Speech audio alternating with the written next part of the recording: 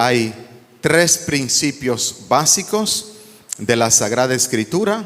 Es decir, la Sagrada Escritura tiene esos tres principios. La palabra de Dios es viva, la palabra de Dios es eficaz y la palabra de Dios es ex operatur, se dice en latín, es decir, tiene fuerza por sí misma. Tres ejemplos de cada uno. La palabra de Dios es viva, esa se entiende perfectamente bien, ¿verdad? Si lo contrario de vivo es muerto, entonces la palabra de Dios es viva. Y eso lo escuchamos cuando se lee la palabra, que uno siente, y es así, y así lo ha profesado la iglesia siempre, que es Dios mismo que te habla, y tú sientes ese calibre de la palabra de Dios que penetra, que está viva y constante, y que es ahora, sobre todo eso, ¿sí? Que es ahora. Tú lees un texto del pasado, qué sé yo, de los años 70, y los que son un poquito más viejos, que conocen cierto lenguaje de esa época, te das cuenta, por ejemplo, que cualquier libro tendrá el lenguaje de los camaradas. Los más viejos entienden ese lenguaje, ¿verdad? El de los camaradas. Los más jóvenes no. El lenguaje de los camaradas se refiere al lenguaje muy marcado de los años 60, 70, 80 por la izquierda dominicana, en caso de nuestro país, por la izquierda y por el marxismo, ¿verdad? Los más viejos saben una vez cualquier acusación en época de Trujillo y después en época de Balaguer, de que le hicieran a alguien que es marxista, ¿verdad? Camarada era una amenaza automáticamente, ¿sí? Entonces, uno lee un libro de esa época y uno se da cuenta que el lenguaje es un poco el lenguaje de los camaradas y que es un lenguaje de ese tipo revolucionario, entre comillas, diría yo. Uno lee la palabra de Dios y no, es como que te habla tan actual, que tiene una capacidad incisiva, es decir, de penetrar e iluminar ahora la realidad que tú y yo vivimos. La palabra de Dios es viva. Dos, la palabra de Dios es eficaz. Con otro ejemplo, a mí me gusta poner que cuando estamos así en grupos sociales, en reuniones y demás, y que hay que repartir trabajos y servicios, la gente a veces tiene la costumbre de decir, pero vamos a poner a fulano porque fulano tiene poca cosa que hacer, está más desocupado.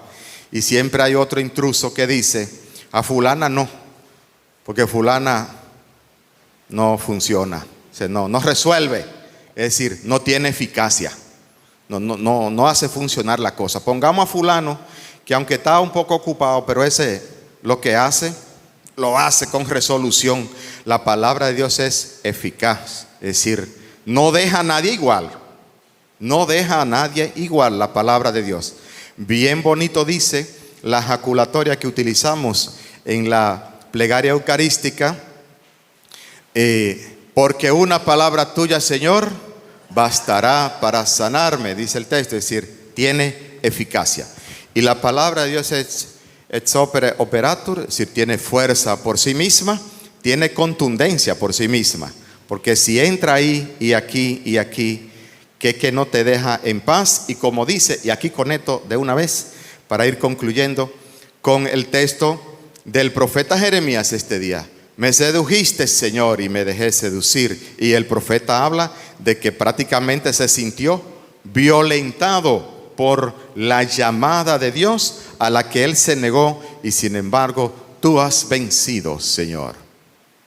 Has vencido y le has llamado para una misión que le cambia la existencia, y ya no es el deseo de sus proyectos y sus ansias, sino la vocación que Dios ha puesto en sus manos.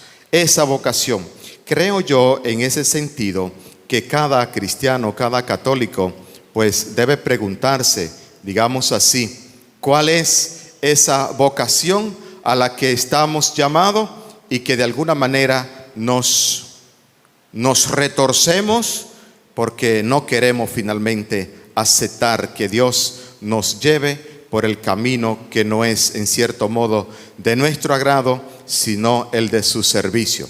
Por eso, con razón, Pablo habla de una vocación más profunda. Dice que les exhorto por la misericordia de Dios a presentar sus cuerpos como hostias vivas, santas y agradables a Dios. Es decir, si hemos recibido la llamada de Dios, pues entonces que nuestra entrega sea única y total, como hostias vivas, consagradas al servicio de Dios por su gracia. Finalmente, el texto evangélico de este día, el domingo pasado, habíamos escuchado. ¿Cómo era que decía el evangelio? ¿De qué era que trataba el evangelio del domingo pasado? ¿Cómo era? La fe de Pedro, ¿sí? Qué poca fe, qué poca fe. ¿Por qué has dudado? Y sin embargo, ¿verdad? La fe de Pedro, el domingo tras antepasado, es decir, ¿por qué has dudado? Y el domingo pasado entonces, tú eres el Mesías, es decir, de la duda del domingo tras antepasado a la del domingo pasado, a confesar y a profesar. Tú eres el Cristo, el Mesías de Dios. Y Jesús le dijo ahí mismo con toda razón, eso no te ha sido revelado por hombre ni carne humana, sino que viene de Dios mismo.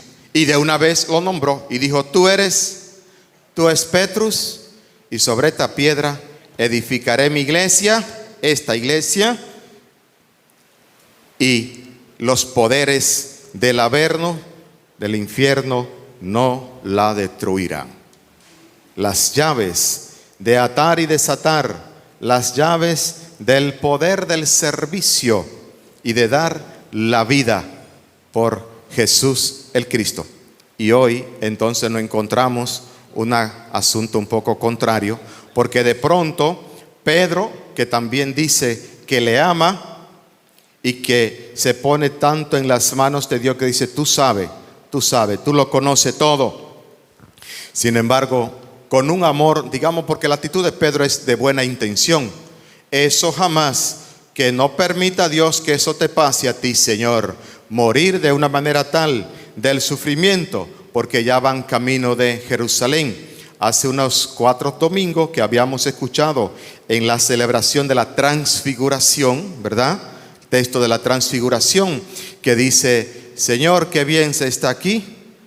¿Por qué no hacemos 3 chozas? Una para ti, una para Moisés y otra para Elías. Y el texto dice que después, cuando bajaban del monte, le dice, no cuenten a nadie, ¿verdad?, lo que han visto y oído, hasta que no resucite. Es decir, que del monte Tabor Jesús ha caminado, y en el texto de hoy lo que estamos diciendo es que ya está casi frente a Jerusalén. En Jerusalén, donde matan los profetas, porque a un profeta no corresponde otro camino que no sea muerte o destierro.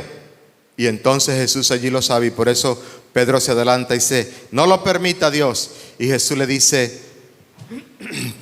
tú piensas como los hombres, no como Dios. Es decir, tú piensas según el deseo y el querer de los hombres y no interpreta el querer de Dios. Y por eso, con razón, pues habla Jesús en el texto de hoy de cargar con la propia cruz.